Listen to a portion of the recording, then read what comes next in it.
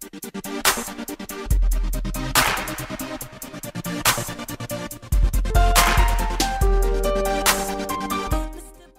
sommes ici ce matin pour la soutenance de Mademoiselle Mbelej Ayou en Master 2, option droit des affaires et fiscalité, portant sur un thème d'actualité, les entreprises et l'éthique.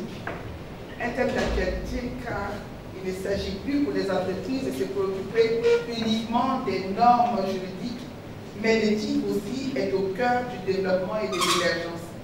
Par conséquent, eu égard à l'actualité du sujet, on ne pouvait choisir comme membre du jury que le père de l'éthique, celui qui a initié, qui a introduit l'éthique dans les normes fondamentales du droit ivoirien.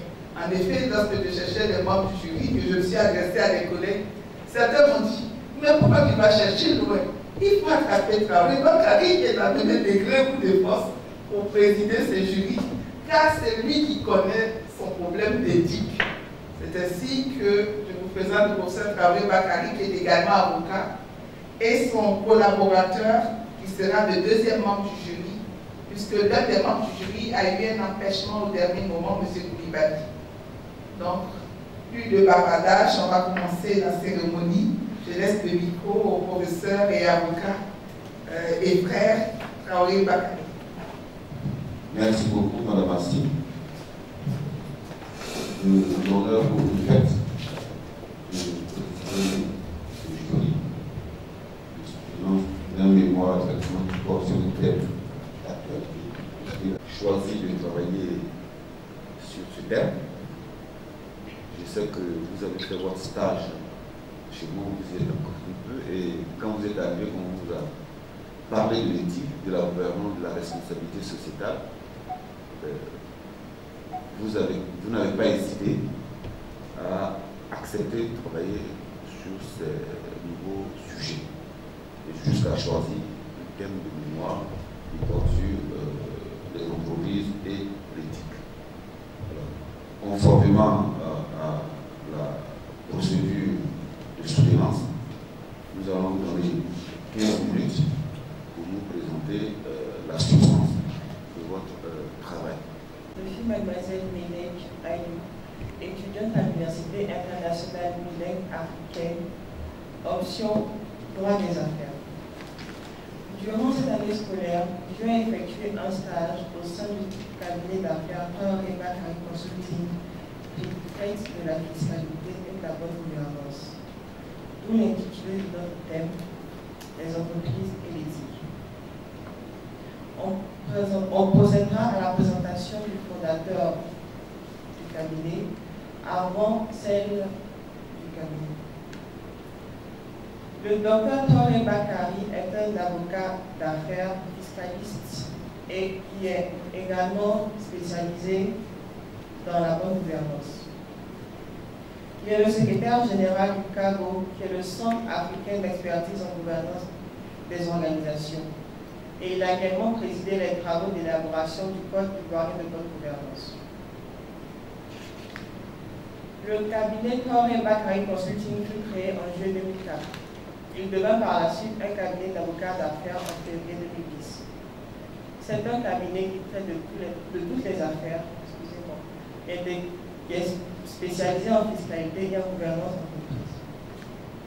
Il est composé de plusieurs membres, que sont les avocats, les juristes, les informaticiens, un documentaliste, des stagiaires et d'autres du personnel. Durant le stage effectué, nous avons eu à travailler sur les documents en rapport avec l'éthique, le code OADA, la pratique de l'éthique au sein de l'entreprise. L'environnement économique et juridique des entreprises s'est développé au cours de ces dernières années, créant ainsi un souci de bonne gouvernance. Pour pallier ce souci, des règles ont été mises en place. Parmi celles-ci, l'éthique. L'éthique a pour but de réguler les comportements des personnes travaillant au sein de l'entreprise. Cette discipline, qui prend de plus en plus d'ampleur, tire ses sources dans les textes législatifs et réglementaires que sont l'ordonnance numéro 2013-660 relative à la prévention et à la lutte contre la corruption et les infractions assimilées. La directive numéro 04/2012/CM-UMOA relative à l'éthique et à la déontologie dans les marchés publics et les délégations de services publics au sein de l'Union économique et monétaire ouest-africaine. Le Code ivoirien de gouvernance d'entreprise et de responsabilité sociétale, ainsi que le Code du travail ivoirien. Qu'est-ce que la notion d'éthique? En quoi consiste l'éthique au sein d'une entreprise? Comment s'applique-t-elle? Quels sont ses apports au sein de l'entreprise? Dans une première partie, nous allons analyser les origines et les enjeux de l'éthique avant d'entamer la pratique de l'éthique. En ce qui concerne les origines de l'éthique, science de la morale, l'éthique est une discipline philosophique, pratique et normative dans un milieu qui se donne pour but d'indiquer comment les êtres doivent se comporter et agir entre eux dans un espace. L'éthique vient également du latin ethicus qui est la morale. Dans l'Antiquité, l'éthique était donnée par le concept de vertu. Au plan étymologique, éthique vient du mot grec ethos qui signifie les mœurs et les manières d'agir. L'éthique dans l'entreprise est relative. Ces règles ont en effet été établies par chaque organisation en fonction de sa culture, de ses objectifs spécifiques et des moyens mis en œuvre avant d'être écrites et rendues publiques. Les chartes éthiques vont permettre de structurer le comportement des employés de l'entreprise, mais aussi de ses diverses filiales et sous-traitants.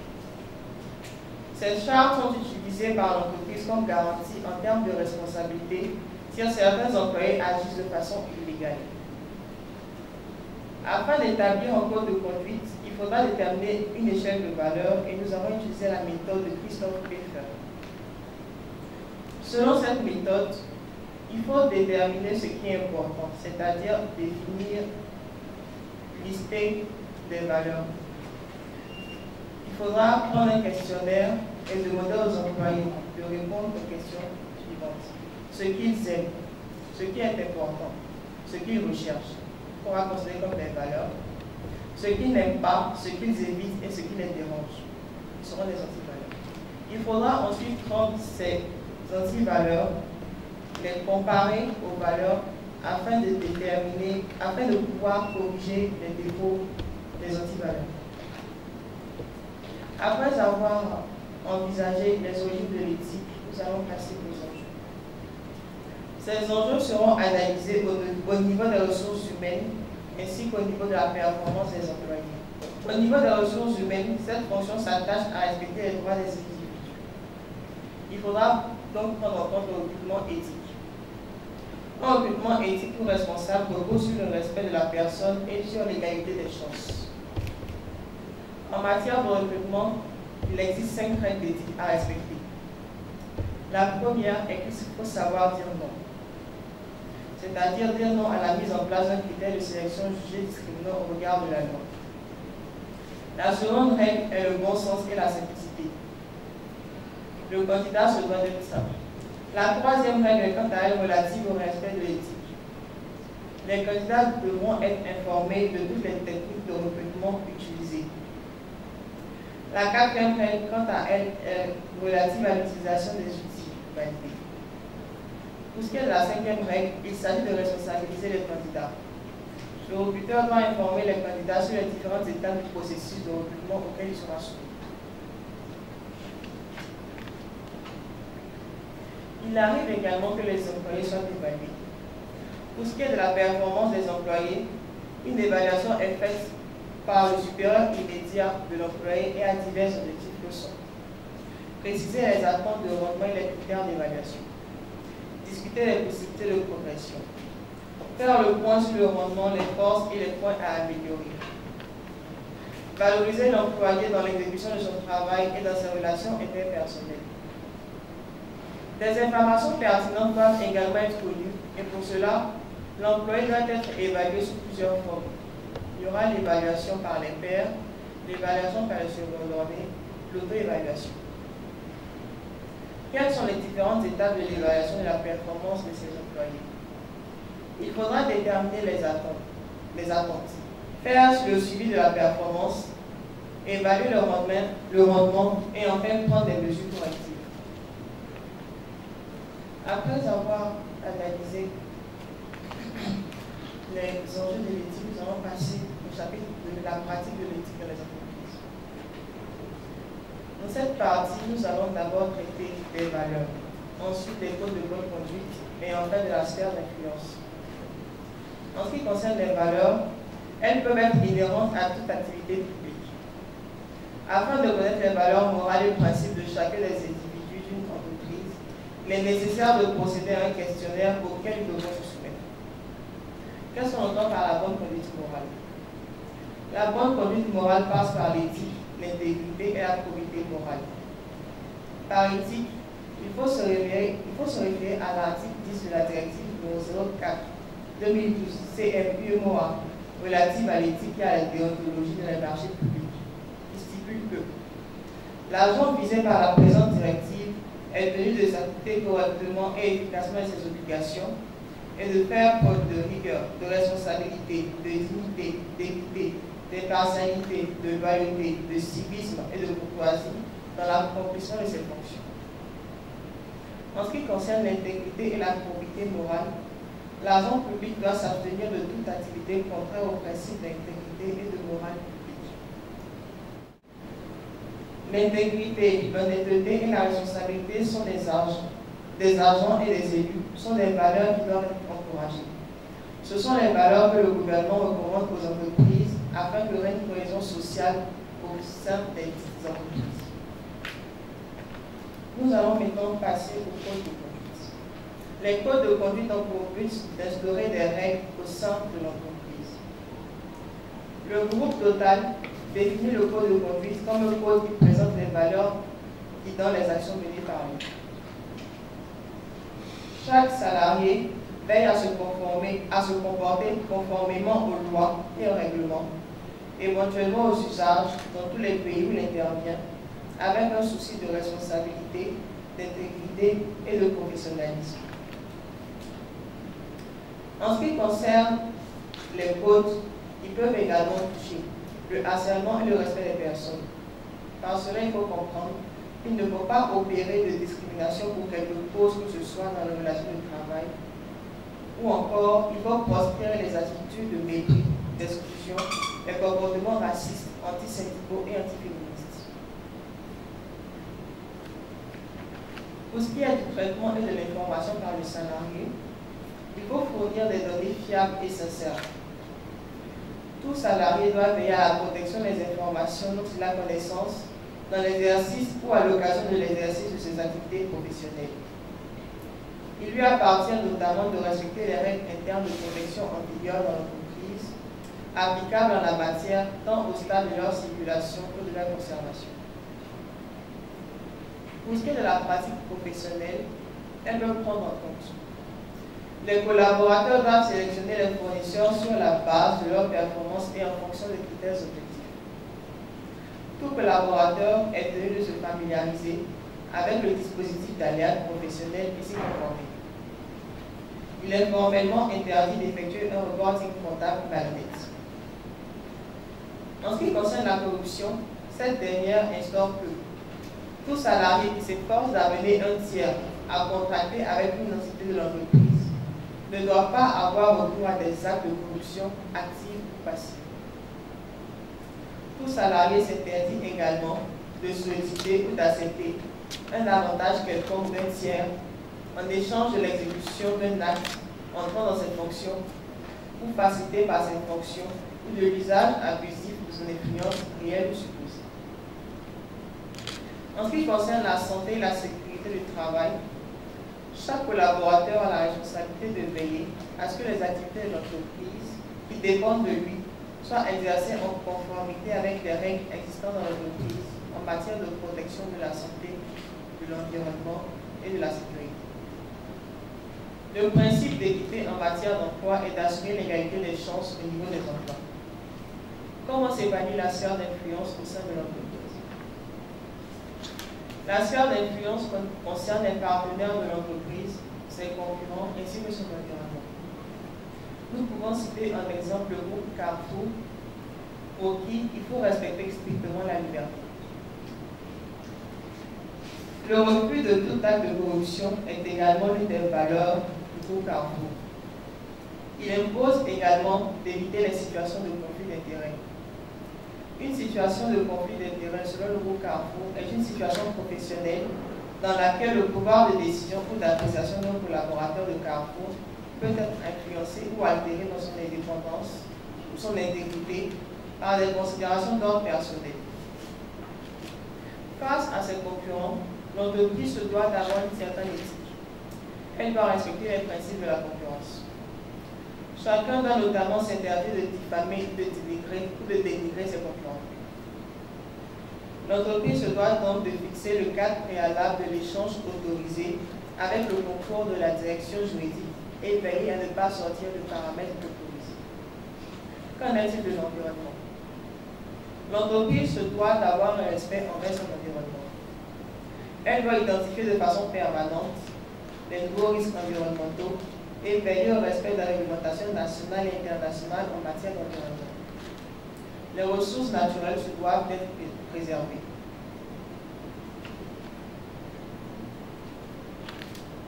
Il faudra donc maîtriser les consommations d'énergie et réduire les émissions de dioxyde de carbone.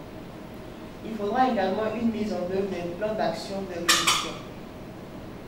Il faudra aussi préserver les ressources en eau par un suivi régulier de ces consommations. Avec toutes ces règles qui seront soumises aux entreprises suite à leurs valeurs, leurs conditions de travail changeront. Avec ce changement, l'entente sociale régnera au travail, occasionnant ainsi un meilleur rendement des employés. Nous allons passer à la conclusion. En définitive, en dépit du fait qu'il existe une controverse en raison des différentes missions qu'on a selon les pays, force est de constater que l'éthique permet à l'entreprise de se développer. L'éthique d'entreprise est ainsi associée à un code de bonne conduite, à une charte qualité que l'entreprise s'engage publiquement à respecter. Au terme de notre réflexion, nous pouvons conclure que l'éthique est un facteur de cohésion sociale qui est bénéfique à l'entreprise. La nature de l'homme qui est un éternel insatisfait est telle que ce dernier change constamment d'objectif.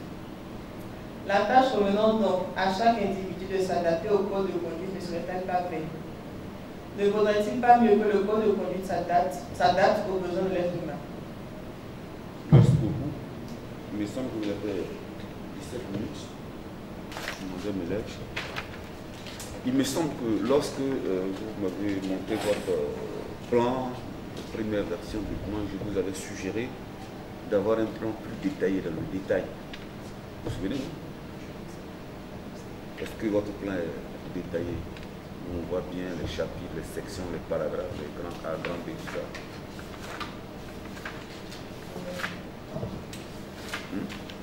Je n'ai pas pu faire un plan aussi bien. Vous avez expliqué que c'était même dans votre intérêt parce que ça clarifiait votre travail. Ensuite, toujours sur la forme, vous avez certaines formules qui ne sont pas vraiment adaptées. Lorsque dans l'introduction, vous dites, je prends un exemple, page 4, je crois, en matière d'éthique, il existe des règles applicables. Une ordonnance 2013-660, numéro 2013, relative à la prévention et à la lutte contre la corruption et les infractions assimilées, a été créée. Est-ce qu'en droit on dit qu'on a créé une ordonnance? Oui, j'ai vu que vous avez vu. Vous savez, une fois qu'on est arrivé ici, est-ce qu'on dit qu'on a créé une ordonnance? Donc il faut éviter, il y a des petites formules comme ça, qui sont dans la forme qu'il faut effectivement revoir et mieux structurer le devoir. C'est-à-dire que si vous devez revoir le document, si vous devez reprendre, puisque vous avez l'obligation de reprendre après la soutenance, c'est de mieux structurer le devoir. Ça, c'est sur la forme. Je ne sais pas si sur la forme, monsieur Mombo a quelque chose à dire. Avant qu'on n'ait pas sur la forme, je voudrais faire la remarque suivante. Au niveau du chapitre, la section 2, les enjeux de l'éthique, vous avez mis l'accent sur les ressources humaines au niveau de la performance des employés. Je pense que vous en avez parlé, mais vous auriez pu faire une section, un paragraphe relatif à l'influence que pouvait avoir l'éthique sur l'entreprise elle-même.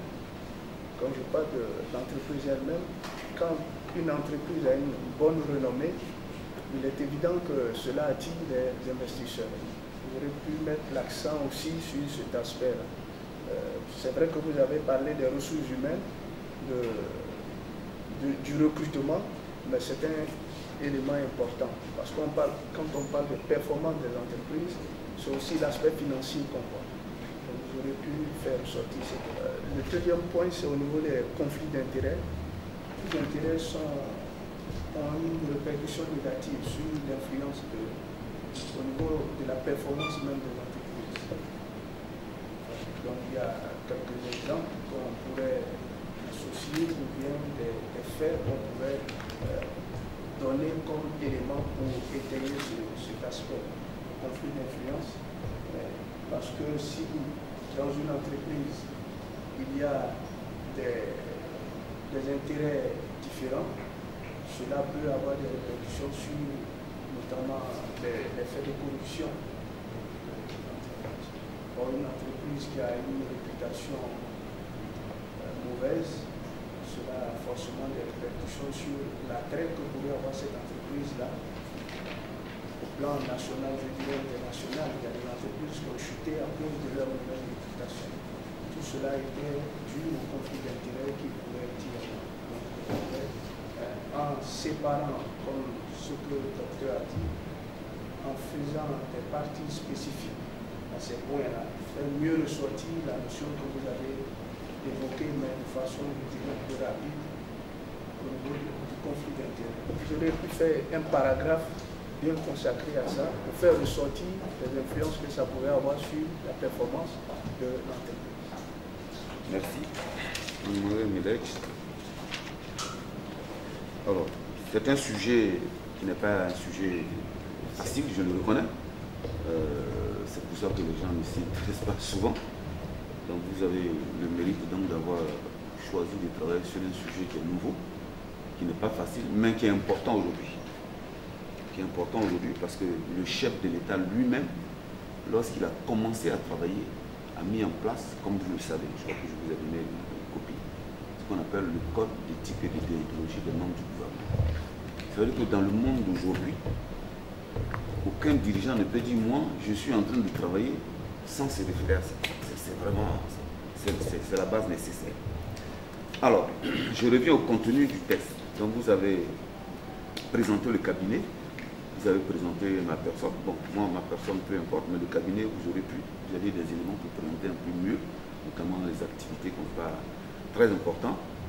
Si on en revient au contenu technique, vous avez parlé de la définition de l'éthique. Pour vous, qu'est-ce que c'est que l'éthique en réalité? Parce que je n'ai pas bien saisi. L'éthique est une discipline qui permet de réguler le comportement des êtres vivants au sein de la société. Bon, je dis souvent que c'est vrai que je suis dans le milieu universitaire un peu depuis un moment, mais il faut toujours essayer de définir les choses de manière à ce que ce soit compréhensible. C'est tout simplement ce qui donne du sens à ce que vous faites. C'est tout. Parce que si vous rentrez dans une définition, vous avez eu normalement un travail scientifique, vous avez plusieurs auteurs qui ont défini l'éthique. Vous aurez pu dire, il y a tel qui a défini l'éthique de telle façon, tel autre comme ça, tel autre comme ça, et puis mais, moi, je pense que la meilleure définition pour moi, c'est celle-là. Vous n'avez pas fait ce travail un peu approfondi de recherche. Je ne sens pas une recherche approfondie. Pourtant, vous aviez tous les documents quand même, je pense. Voilà. Vous n'avez pas pris en compte tout ça pour qu'on sache comment la situation a évolué et aujourd'hui où est-ce qu'on en est. Il y a différentes définitions, c'est vrai. Mais vous, en tant que personne rédigeant un mémoire, vous avez votre choix à faire. Bon, il y a toutes ces définitions. Moi, je pense que la meilleure définition, c'est celle-là. Donc, il y a ça. Et puis ensuite, quand vous passez aux sources de l'éthique, pourquoi est-ce que vous dites que c'est... vous citez les textes, l'ordonnance de 2013, le directive de l'UEMOA, le code du voisin du gouvernement, le code du travail. Pourquoi pour vous c'est ça la source de l'éthique? Parce que c'est à travers ces différents documents qu'a été prise en compte l'éthique. Là, si vous dites ça, pour vous, est-ce que l'éthique c'est quelque chose qui est obligatoire, que la loi impose à quelqu'un à l'origine? À l'origine, l'éthique doit être instaurée au sein de chaque entreprise. Sortons même de l'entreprise à l'origine. Vous, que vous ayez un comportement éthique, est-ce que c'est la loi qui vous impose forcément quelque chose? Si pour vous, voler n'est pas une bonne chose, ne volez pas, parce que pour vous, vous estimez que ce n'est pas une bonne chose. Vous voyez, non? Si mentir pour vous, ce n'est pas une bonne chose, vous considérez que ce n'est pas bon, vous n'allez pas mentir. Ce n'est pas la loi qui va vous dire de ne pas mentir, de ne pas forcément voler. À l'origine, non. Parce que quand vous dites ça, il y a un élément essentiel de la nature même de l'éthique que vous excluez. C'est-à-dire que tout ça, ce sont des démarches volontaires à l'origine. On s'est rendu compte que des démarches volontaires, il y a certains qui faisaient ce qu'ils voulaient. Donc, on constate que de plus en plus, il y a des textes qui viennent imposer certaines choses. Donc, il faut qu'on comprenne bien le lien. Ensuite, pourquoi est-ce que vous mettez l'accent sur le code de l'UEMOA? J'ai mis l'accent sur le code de l'UEMOA qui était beaucoup plus implicite et qui la Côte d'Ivoire fait partie de l'Union. Mais quel est le lien avec votre sujet? Puisque le sujet, c'est les entreprises et l'éthique. L'UEMOA a établi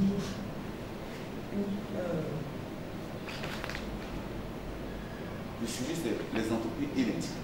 Vous parlez beaucoup des agents publics, de l'UEMOA, ainsi de suite. Pourquoi? Quel est le lien?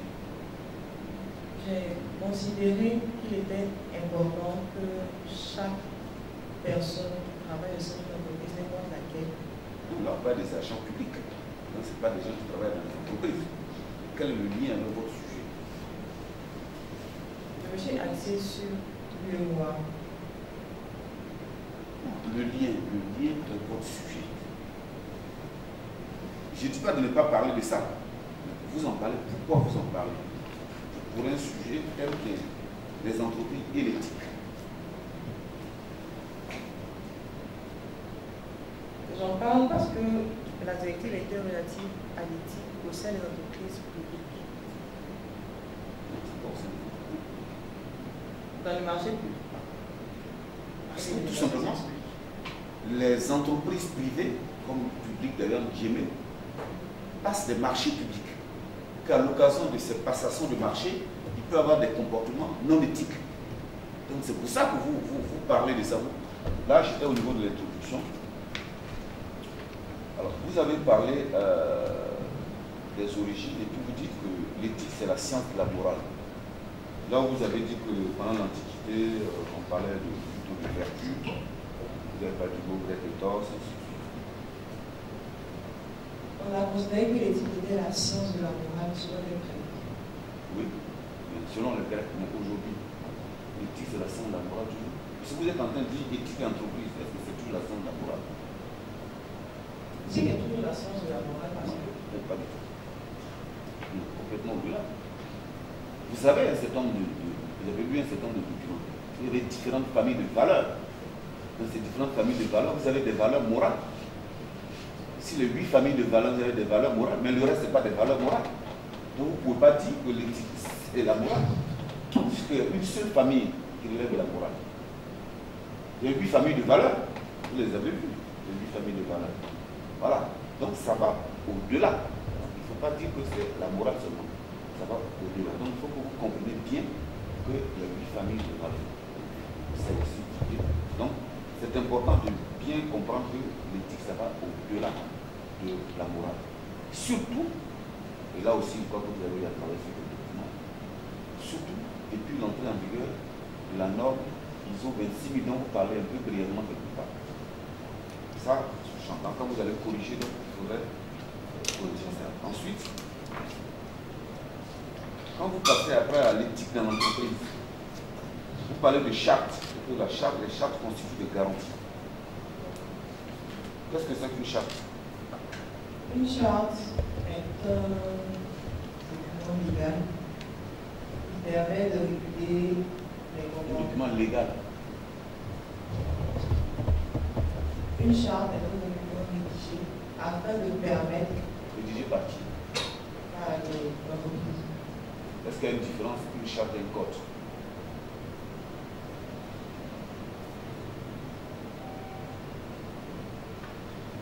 Il y a une différence. Il n'y a pas de différence. Vous avez vu un document, vous avez le ministère français du Travail, la circulaire, ils expliquent tout ça. Vous avez remis les documents derrière la circulaire, c'est la même chose. Il n'y a pas de différence. Ok. Donc pourquoi c'est une garantie selon vous? La construction une garantie selon vous? Et quel type de garantie par rapport à quoi? Les chartes, c'est une garantie. À la fin de chaque charte, il est stipulé aux différents travailleurs de l'entreprise qui doivent se conformer aux règles établies sous peine de licenciement, sous peine d'être sanctionné. Si vous dites ça ici, alors que c'est dans la deuxième partie que vous parlez de la partie des entreprises. Là, donc, vous êtes un peu en avance ici. Vous avez parlé un peu du processus d'élaboration de la démarche éthique. Réexpliquez-nous parce que vous êtes allé plus vite, on n'a pas très bien compris. Si ça commence, comment on passe par quoi au final? D'abord, afin de pouvoir établir entre les valeurs, les séances de travail sont organisées au sein des entreprises. Pendant ces séances de travail, la personne qui sera chargée d'expliquer en quoi consiste l'éthique va également Non, vous avez cité la méthode dont vous vous inspirez, sans donner les références, faut que tu donnes les références, tout ça, tout ça. C'est pas grave, ça, il ne faut pas compléter après. Mais moi, j'ai pas vu. Bon, allez-y. Le processus. Il fallait d'abord donner un questionnaire aux personnes qui travaillent dans l'entreprise et leur demander de répondre aux questions, à savoir expliquer, dire ce qu'ils aiment, ce qui est important pour eux, ce qu'ils recherchent, ce qu'ils n'aiment pas, ce qui les dérange, est-ce qu'ils ne voudraient pas, est-ce qu'ils évitent. Après avoir fait ce recensement sur ces différentes valeurs, on va procéder à une comparaison des valeurs. Plusieurs valeurs peuvent apparaître. Plusieurs mêmes valeurs peuvent apparaître. Il y aura des valeurs qui seront identiques, des valeurs qui seront différentes. En fonction de ces valeurs, il faudra également prendre en compte les antivaleurs. Expliquez-nous les antivaleurs, c'est quoi? Les antivaleurs seront les comportements à corriger. Par exemple, ce que un peu dommage, c'est que vous aurez pu donner quelques exemples de valeurs, quelques exemples d'antivaleurs, tout ça. C'est resté un peu universitaire en fait. Donc, vous allez maintenant faire comme un peu à l'américaine pour que vous soyez dans la partie. Voilà, vous aurez pu faire ça. Alors, moi je pense que vous n'aurez pas dû prendre le risque de trop rentrer dans les aspects vraiment processus.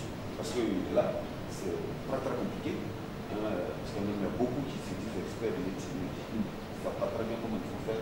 Donc, c'est bien d'avoir tenté ça, mais quand vous allez le corriger, il faut vous limiter juste que selon telle personne, dans tel document, pas tel temps, dit que le processus peut consister en tant. Et vous vous arrêtez à ça.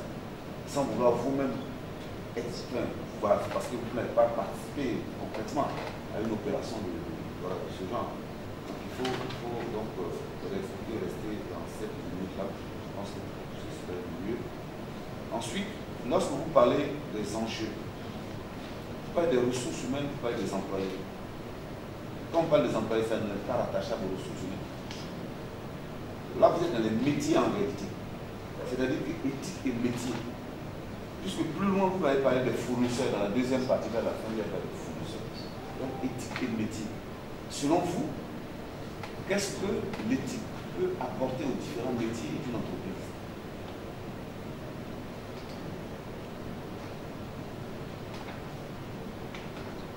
l'éthique peut apporter aux différents métiers d'une entreprise? Selon moi, l'éthique permet à chaque individu de pouvoir suivre un code de conduite auquel il devra se tenir. Suite à cela, il pourra améliorer son rendement au sein de l'entreprise. Qu'est-ce que c'est que le code de conduite? Le code de conduite est le code qui permet de donner des directives aux employés, donner des directives de l'entreprise. Comment est-ce que vous situez les valeurs dont vous avez parlé par rapport au code de conduite?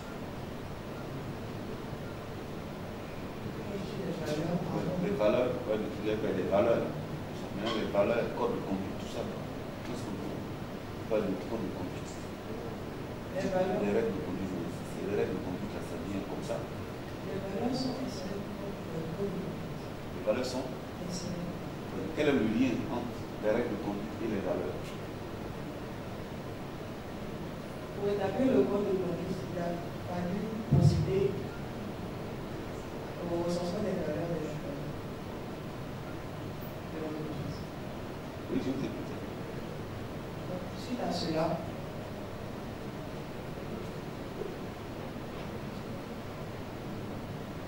En fait, il faut expliquer que quand vous rentrez dans un milieu donné, les gens, chacun a son comportement à la maison, au village, tout ça. Et puis vous arrivez sur le lieu de travail. Et chacun ne peut pas se comporter sur le lieu de travail comme il se comporte à la maison, sinon on ne peut pas vivre ensemble. Donc on est obligé de trouver des règles, des valeurs, des règles de conduite. Donc les valeurs vont être déclinées en règles de conduite.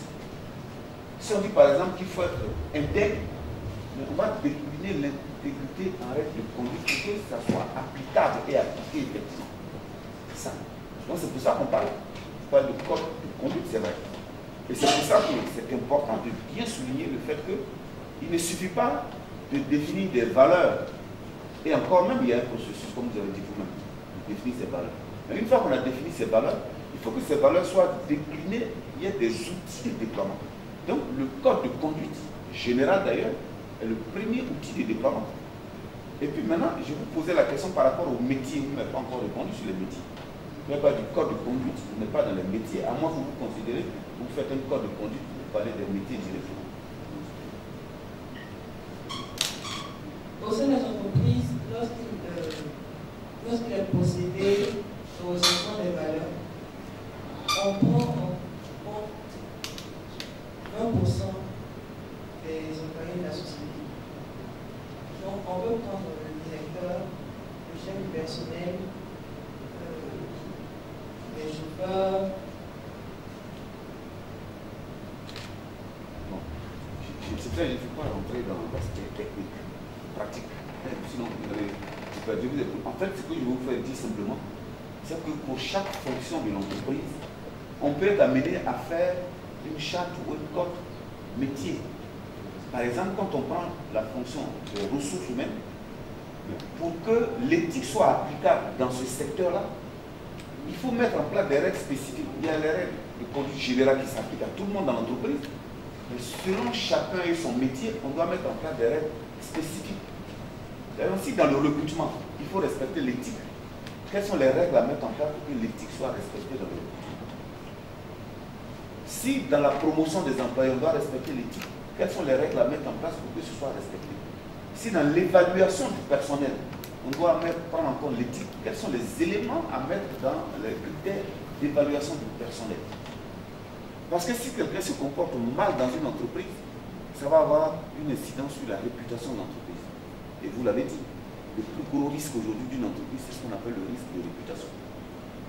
Donc c'est ça que je vous fais voir, parce que quand vous travaillez, il faut arriver à descendre à ce niveau-là. Si vous contentez de faire des trucs qu'on affiche sur les murs, sur les portes, et puis ça ne sert à rien. Ceux qui vont venir vous évaluer vont vous dire, mais c'est de l'éthique pitrie. Personne ne vous prendra au sérieux. Parce que les banques même, vous êtes une entreprise, les banques même vont vous demander où est votre code de conduite. Bon. Donc, c'est par rapport au métier qu'il faut raisonner là-dedans. Chaque métier, le code métier. Donc, il n'y a pas que les ressources humaines, il y a d'autres. Par exemple, l'informatique. Est-ce que quelqu'un à qui on donne un ordinateur au travail a le droit de faire n'importe quoi avec l'informatique? ou bien quelqu'un qui est au travail sur son ordinateur a le droit d'utiliser l'Internet de la société pour faire n'importe quoi. C'est tout ça l'éthique. C'est tout ça. Voilà. Ouais, les données personnelles, on a même une loi spéciale sur les données personnelles, on avait pas parlé enfin, sur les données personnelles. Aujourd'hui, est-ce que n'importe quelle entreprise peut utiliser n'importe quelle donnée, n'importe comment? C'est réglementé. Il y a des sanctions pénales qui sont prévues. Alors, ça c'était pour la première, enfin la sous-première partie, je dirais. Après, vous avez énuméré dans l'étude de lui et moi l'intégrité, la probité, l'honnêteté, la responsabilité, tout ça. Donc, pour vous, est-ce que énumérer comme tel que le texte dit, intégrité, probité, honnêteté, responsabilité, est-ce que ça peut permettre d'arriver à la pratique de l'éthique, selon vous? Tel que le texte dit, on recommande la probité, l'intégrité, l'honnêteté, la responsabilité dans le cas des marchés publics, des choses comme ça. Est-ce que ça peut amener à la pratique de l'éthique?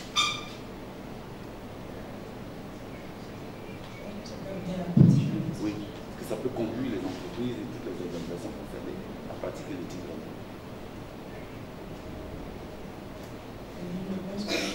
Moi, je ne suis pas d'accord avec vous. Ça, c'est des mots.